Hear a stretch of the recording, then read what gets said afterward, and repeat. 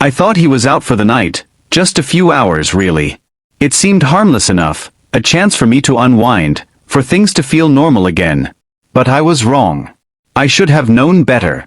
What was meant to be a quiet evening with my friend turned into something I could never undo.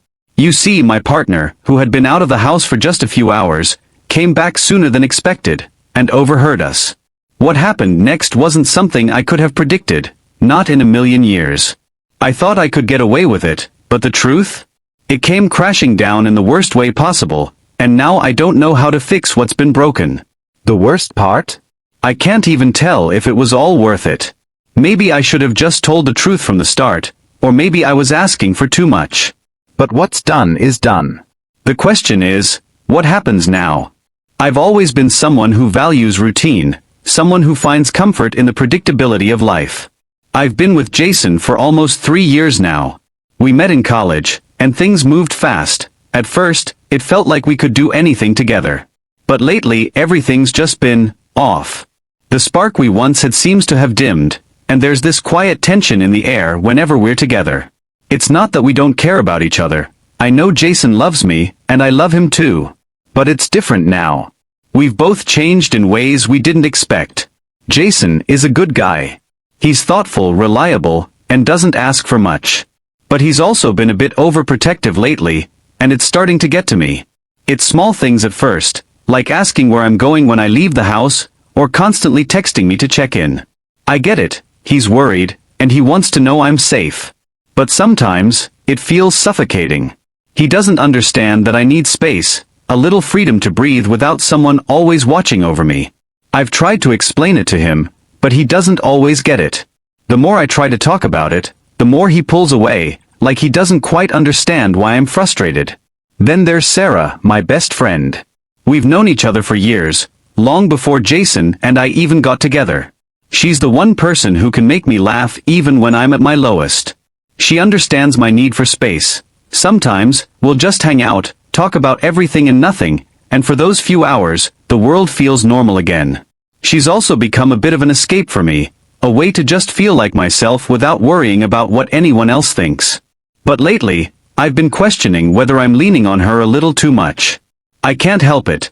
Sarah's the only one who gets it when I just need a break from everything, especially from the pressure of my relationship. But that night, things took a turn. Jason had plans with his friends, and Sarah came over to my place. It was supposed to be a simple evening, catching up, watching movies, nothing too crazy. But there was this nagging thought in the back of my mind. What if I could finally just feel free, even for a little while? I hadn't planned anything, but the idea of having Sarah over, just the two of us, seemed like a small rebellion against the routine I'd been stuck in. A chance to let go of everything. I thought I could handle it, one quiet night, just me and Sarah, but I should have known better. I did know better deep down. I knew it was risky, that bringing Sarah over would be something Jason might question, but I convinced myself it would be fine. After all, he was supposed to be gone all night. What could possibly go wrong? But I couldn't have been more wrong. Everything started off so simple. It was just supposed to be a quiet night. Sarah and I, catching up on the latest gossip, watching movies we both loved, and eating too much junk food. I didn't think there would be anything out of the ordinary. Jason had been planning this guy's night for weeks, and I'd known about it. He was supposed to be out at a bar with his friends, only coming back late. So, when Sarah texted me saying she was on her way, I didn't think twice. It was the first time in weeks that I felt like I could really relax, that I could just be myself without worrying about anything. We started with pizza. Sarah insisted on extra cheese, and I joked about how she was going to regret it later. The night was unfolding as it usually did. But somewhere in the back of my mind, there was a nagging thought. What if he comes home early? Jason had done it before, come back unexpectedly when he said he'd be out. But I pushed the thought aside, telling myself that it was fine. I deserved this. I needed this break. As the night went on, we got a little more careless, a little more carefree. We drank wine, reminisced about old times, and even had a few laughs that felt genuine. For a while, it was just like old times, before everything got so complicated. But as the clock ticked on, I kept glancing at my phone. It was already past midnight, and Jason hadn't texted or called, nothing unusual there. I thought, he's probably having fun, doing his thing. But still, a small, irrational part of me kept wondering. It wasn't until about 1:30 a.m. that my worst fear became a reality. The sound of keys in the front door caught me completely off guard. My heart dropped into my stomach. Jason was back. Why was he back so early? I froze. Sarah froze. Our laughter died down instantly, and the air in the room shifted. I tried to act casual, like nothing was wrong, but I could see Sarah's expression. She was just as stunned as I was. I quickly grabbed my phone, pretending to scroll through it, trying to distract myself. But in that moment, everything felt off, like time itself had slowed down. There was no way out now. Jason pushed the door open, his footsteps slow and heavy. I heard him stop for a second, almost like he was listening. I knew he must have heard the voices. The silence that followed was almost suffocating.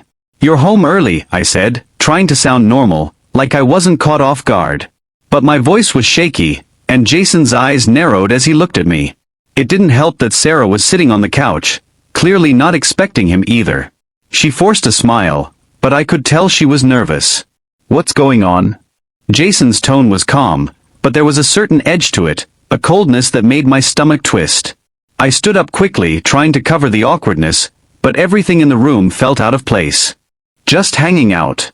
We were watching movies," I said, my voice barely steady. Jason's eyes flicked to Sarah and then back to me, and I could feel the suspicion rising between us like a storm cloud. "You didn't mention Sarah was coming over tonight." I shrugged, trying to play it off. "I didn't think it was a big deal. You were out, and we haven't had time to hang out in a while."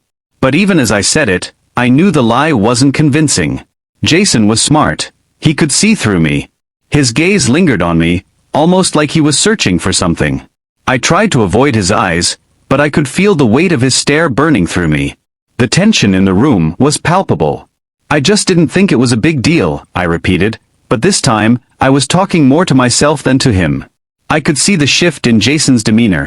His face hardened, and there was something in his eyes that made me feel like I had just crossed a line I shouldn't have. He didn't say anything more, but I could see his mind racing. The quiet between us felt suffocating. Was he angry? Was he disappointed?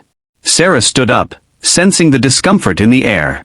"We should probably head out," she said, her voice tentative. I could tell she wanted to leave just as much as I did. But Jason didn't move, and neither did I. There was this strange stillness now, where neither of us knew what to say. I could see it in Jason's eyes. He didn't trust me anymore. He didn't believe the excuse I had given him. And worse, I wasn't sure if I believed it either. Something had snapped between us, and I couldn't undo it. That was the moment everything changed. I thought I could keep things together, that I could have this one night, a small rebellion to feel free again. But I should have known that freedom wasn't something you could just take back without consequences. And as I stood there, feeling the weight of Jason's silent judgment, I couldn't help but wonder, was this the end of everything? The next few days felt like walking on eggshells. Jason didn't bring up the incident directly, but his silence was louder than any confrontation. It was as if he was waiting for me to crack, waiting for me to admit that I had crossed a line. I couldn't help but notice how everything seemed to change overnight. The warmth between us, that casual comfort, was gone. I had always been able to tell when Jason was upset. He was a master at hiding it behind that calm exterior, but now it felt like there was a distance between us that couldn't be closed by words alone. The first sign that things weren't right came the morning after Sarah had left. Jason didn't say much at breakfast. Normally, we would exchange small talk over coffee, a few inside jokes, the usual morning banter that made me feel like we were a team. But now, his responses were curt, his eyes distant. Every word that came out of his mouth seemed calculated, as if he were speaking to a stranger rather than his girlfriend. The tension grew worse as the day went on. I tried to act normal, sending him texts, asking if he needed anything, but all my efforts felt forced. He would answer, but it was the kind of response you give when you don't want to be bothered. He stopped initiating conversation altogether. I could tell something was eating at him, but whenever I tried to bring it up, he would deflect. It was like trying to break into a locked room with no key. It wasn't just Jason that had changed. I could feel the difference in myself, too. The guilt gnawed at me, twisting in my stomach every time I looked at him. I hated that I had to hide the truth, that I had to pretend that everything was fine. It was like I was living a lie, and it was suffocating me. The more I tried to act as if nothing had happened, the more I felt like a fraud. As the days dragged on, the unease between us escalated. Jason's once playful teasing turned into sarcasm. A comment about something as trivial as how I put the dishes away became a sharp remark, followed by a silence that stretched for too long. I started wondering if he was just waiting for me to slip up, to admit something that I hadn't said yet. And every time I didn't say anything, every time I tried to keep up the act, I could feel the walls between us growing higher. The trust that I had taken for granted was slowly eroding, and I wasn't sure how to stop it. I knew Jason was hurt, but I couldn't figure out how to make things right. Part of me wanted to confess, to tell him everything. But I was scared of the consequences, scared of losing him, scared of facing the reality of what I had done. What if he couldn't forgive me? What if I had already crossed a point of no return? Things got worse when Jason began staying out longer. He had always been a social person, but now, it felt like he was actively avoiding me. He'd tell me he was going out with friends, but his tone was different. He wasn't offering any details, no small stories or updates about his night. He would leave the house without a word, only to return late, sometimes without even acknowledging my presence. Every time he did, I'd be sitting on the couch, pretending to watch TV, waiting for him to say something, anything, to break the silence. But nothing ever came. It was like we were two strangers living under the same roof. One night, I couldn't take it anymore. I had been pacing around the house, my mind racing with thoughts of what I had done, what Jason might be thinking, and how I could fix everything. I couldn't keep pretending that everything was fine when it wasn't. I grabbed my phone and typed out a text, "We need to talk. Tonight."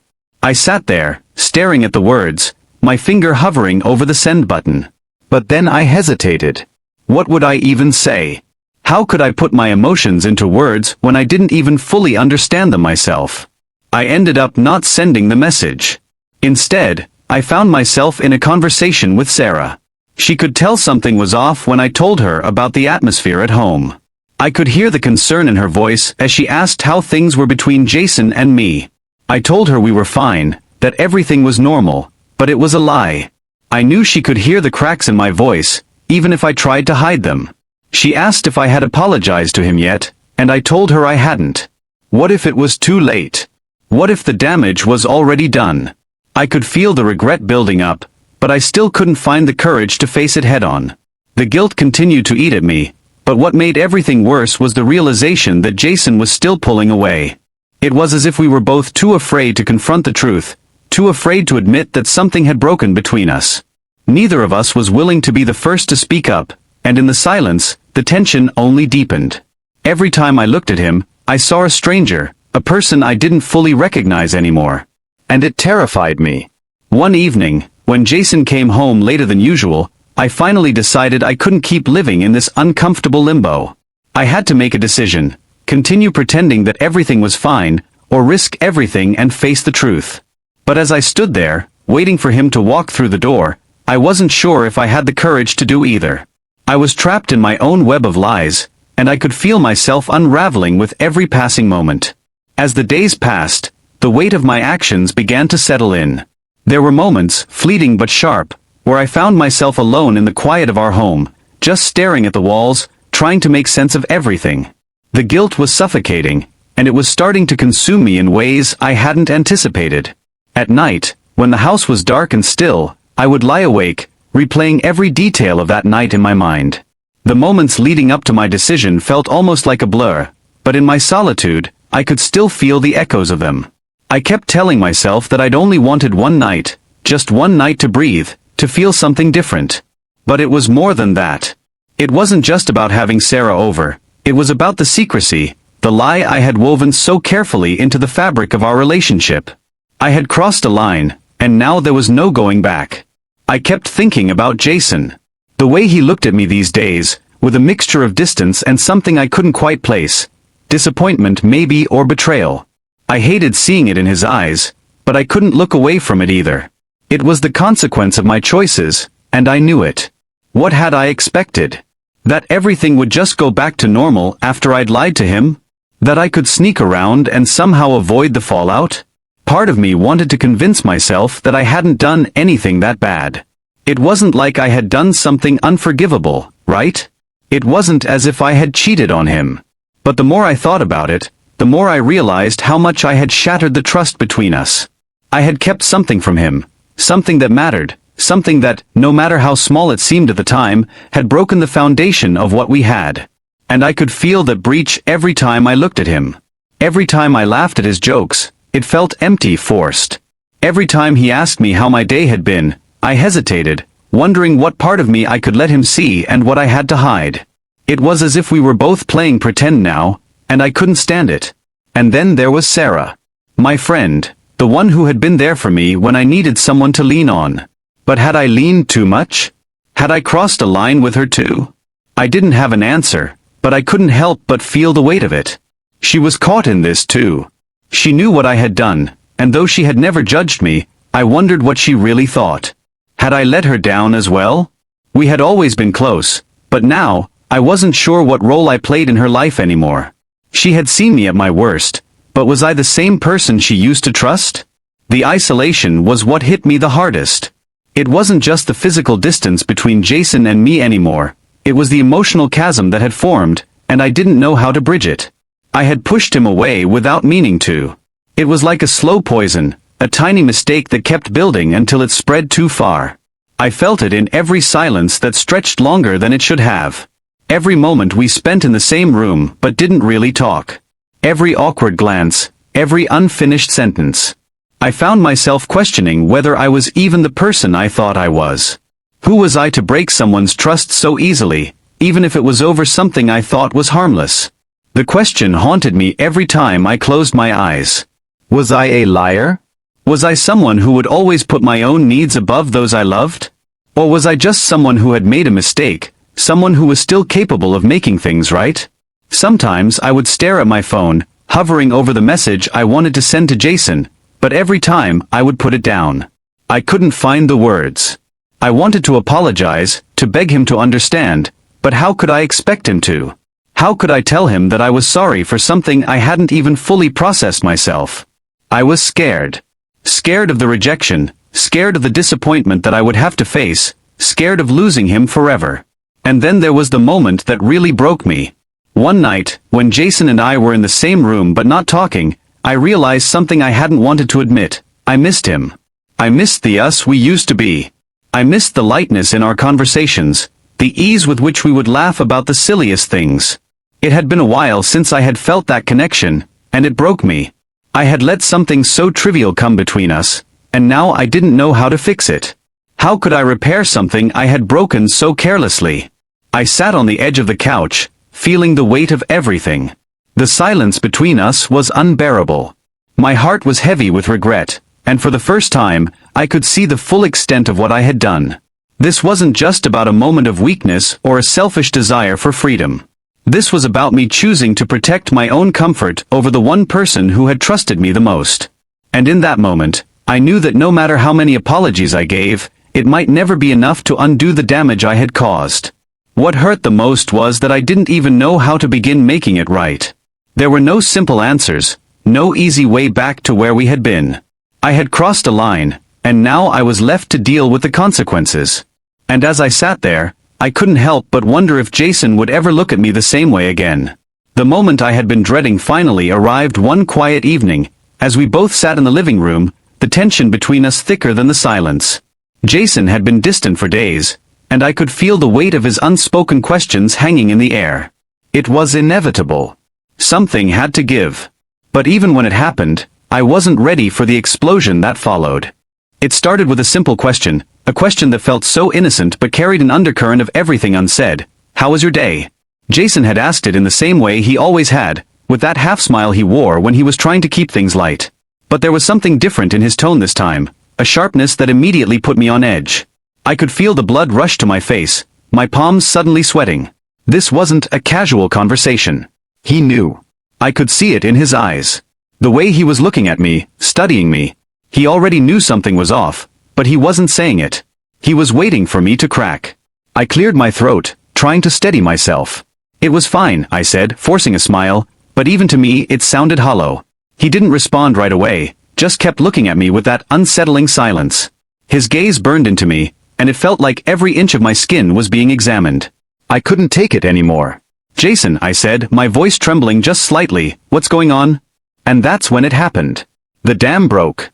I know, he said quietly, his voice soft but full of weight. I know what you did. My heart stopped. For a moment, I didn't know what to say, what to do. All the words I had rehearsed in my mind, all the apologies I had prepared, vanished in an instant. I felt a lump form in my throat, choking me. I couldn't breathe. What do you mean? My voice cracked as I said it. The lie was still hanging there half-formed, and I didn't want to admit the truth. Not yet. Not like this. You think I didn't hear you? Jason continued, his voice growing more strained now. You think I didn't know something was going on that night? I could feel the panic rising in me, my pulse racing. He hadn't seen us. I was sure of it. I thought I'd been careful. But there was no denying it now, he knew. Somehow, he had found out. What are you talking about? I repeated, though the words felt empty, as if I was trying to talk my way out of something I couldn't escape. He shook his head, looking away for a moment as if trying to hold himself together. You think I'm stupid? I heard everything. I heard Sarah's voice. I heard you laughing. And I'm not blind, I know something was going on. Don't lie to me. It was like being hit by a wave, the reality of everything crashing down at once. I hadn't thought this far ahead. I hadn't imagined what it would feel like to be caught. And now here it was, the very thing I feared most. Jason knew the truth, and the disappointment in his eyes was unbearable. He stood up, pacing in frustration, his hands running through his hair. How long? He asked, his voice shaking. How long has this been happening? How long have you been lying to me? I swallowed hard, my throat dry as I tried to find the right words. I had no excuse, no way to make this better. I had betrayed his trust, and now the reality of that was sinking in. I'm sorry, I whispered, though it felt weak, almost meaningless. I didn't mean for any of this to happen. Jason stopped in his tracks, his back to me, his shoulders tense. You didn't mean to, he repeated, his voice barely above a whisper. You didn't mean to? I've been here every day, giving you everything. And this is how you repay me. I felt sick. His words stung. I knew I had hurt him, but hearing it out loud, in that voice of complete devastation, made everything feel real. The guilt, the regret, it was suffocating. I couldn't bear it. I didn't think it would go this far, I said, the words tumbling out as I tried to explain, but I knew there was no justification for what I'd done. I'd crossed a line I couldn't uncross. It was just one night. I thought I needed it. I thought it wouldn't matter. Jason turned to face me, his eyes filled with a mixture of disbelief and pain. And you thought that didn't matter to me? You thought it didn't matter to us? I stood there, unable to respond. How could I? Every attempt at defending myself felt weak, inadequate, because I had no excuse. He took a deep breath, looking exhausted, as if the weight of everything had finally taken its toll. I don't know if I can forgive you for this, he said, the words hanging in the air like an impossible truth. I don't know if I can trust you again. You made a choice and now, I have to live with that. The finality in his words hit me harder than I expected. The possibility that this might be the end of us, the end of everything we had built together, was something I hadn't fully considered until that moment. I wanted to reach out to him, to tell him I was sorry, to beg for another chance, but all I could do was stand there, frozen in the reality of my own mistakes.